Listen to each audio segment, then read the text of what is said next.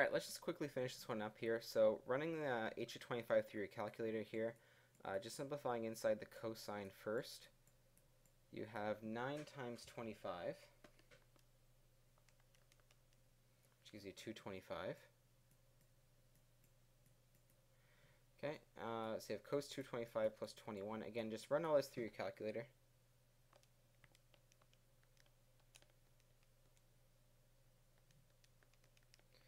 So you should get about 35.14 meters. Okay, just check to make sure that makes sense on the graph. So 25 puts us around here. Makes sense, it is between 21 and 41, so about 35.14 meters. Okay, now let's try and repeat that process, but with using 3 meters and 10 seconds. And what you're going to have to do here, because time is in seconds, we have to convert 3 minutes and 10 seconds all into seconds. So 3 minutes is 180 seconds. Add 10 seconds, it's going to be 190. So here we're going to find h at 190. Okay, and it's going to be the same process as before, except now, again, just different values sub in for time.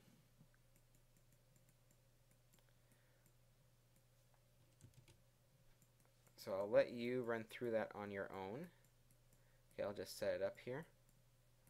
So 9 times 190 plus 21. Okay, and that should give you about exactly 21 meters in this case. You didn't have to round it. Okay, so take a look at B. At what times during the first minute are you exactly 21 meters above the ground? Let's take a look at our graph here. So 21 meters above the ground happens right here on the axis. So you can see on the first cycle here it happens after 10 seconds and after 30 seconds. So that's a good start. So we can say after 10 seconds and 30 seconds. However, we haven't fully answered the question because it asks for what time is during the first minute. And the first minute, as you know, contains 60 seconds. So our first cycle here only covers up to 40. So we've got to make sure we answer the entire question, which means we have to remember that after this first cycle, we presume that the ride goes around more than once. So we're going to come back up and reach our height of 21 meters again after 50 seconds. So you have to be able to continue that cycle out there so you can see that third possible answer. Okay, so in the first minute it reaches 21 meters exactly 3 times after 10 seconds, 30 seconds, and 50 seconds. Okay, moving on, we can quickly answer C. At what times during the first rotation are you exactly 41 meters above the ground? Again, looking at the cycle here, in the first rotation, that's what we have graphed here from 0 to 40. We reach 41 meters one time at 20 seconds.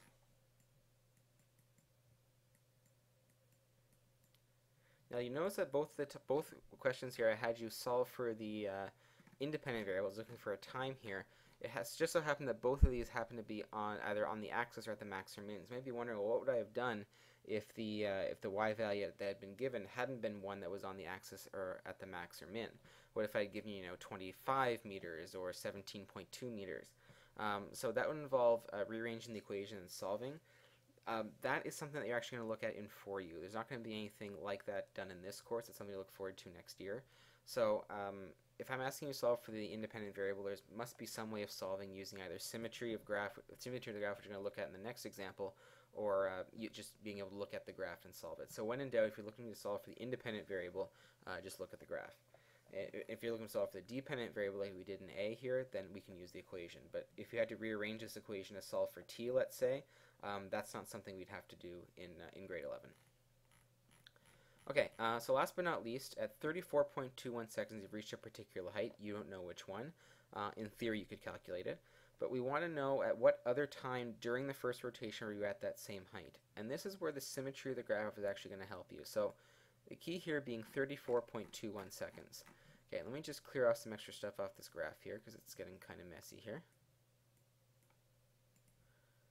Okay, so 34.21 seconds, if you take a quick little look here, happens somewhere over here. So let's just approximate it and say, okay, 34.21 happens, let's say right here.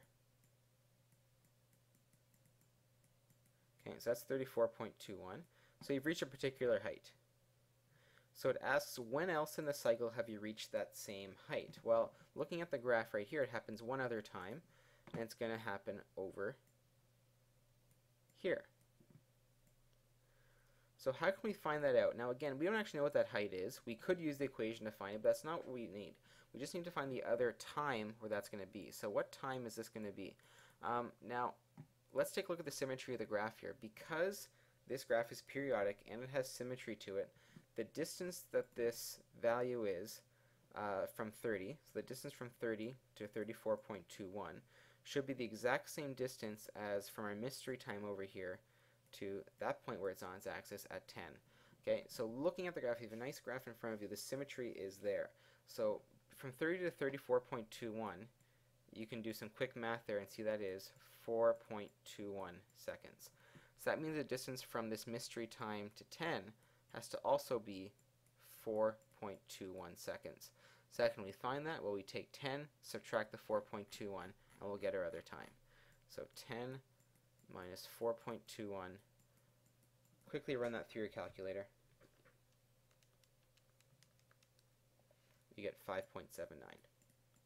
Okay, so that means at 5.79 seconds, you're going to be the exact same height as you were after 34.21 seconds. So when in doubt, the symmetry of the graph can actually help you out a lot there too. Okay, so that's it, that's all. What's left in this unit, again, depending on the order in which you've done it, this could be the end of it, but we could also have to look at sine law, cosine law, and some other stuff there as well. But in terms of graphing functions, that's it for this unit.